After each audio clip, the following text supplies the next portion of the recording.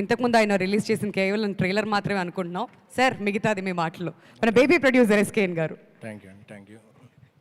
ముందుగా ఈ గ్లిమ్స్ చూస్తే చాలా గర్వంగా అనిపించింది. ఎందుకు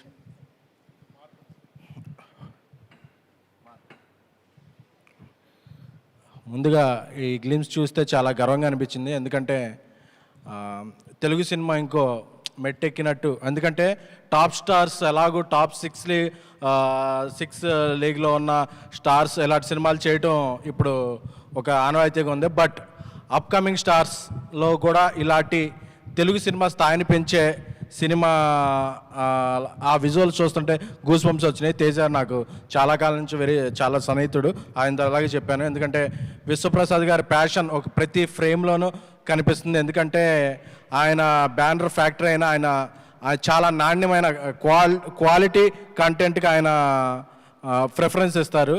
అందుకని అది ఫ్రేమ్లో కనిపిస్తుంది. నాకు తేజ ఒక మాట అన్నాడు, ఈ సినిమా పాన్ ఇండియా కాదు ఇంకా ఇంటర్నేషనల్ రిలీజ్ కూడా అయ్యే స్థాయికి విశ్వప్రసాద్ గారు తీసుకెళ్తారు, నాకు ఆ నమ్మకం ఉందని చెప్పి. ఎందుకంటే ఆయన అంటే అంత నమ్మకం ఉంది. సో ఈ గ్లిమ్స్ చూస్తుంటే కార్తీక్ ఘట్టమనేని ఆయన విజువల్ సెన్స్ ఒక విజువల్ పోయిటరీలా ఉంది.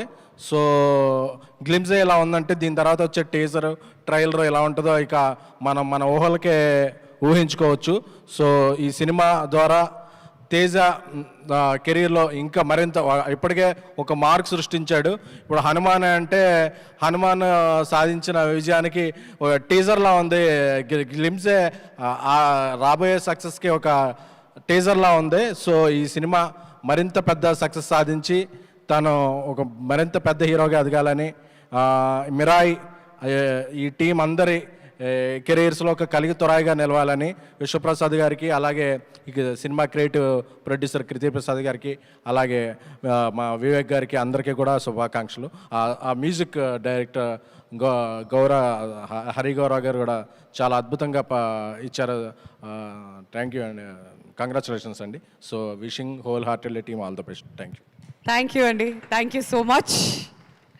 థ్యాంక్ యూ నందిని రెడ్డి గారు, thank you so much Malik Ram గారు. అండ్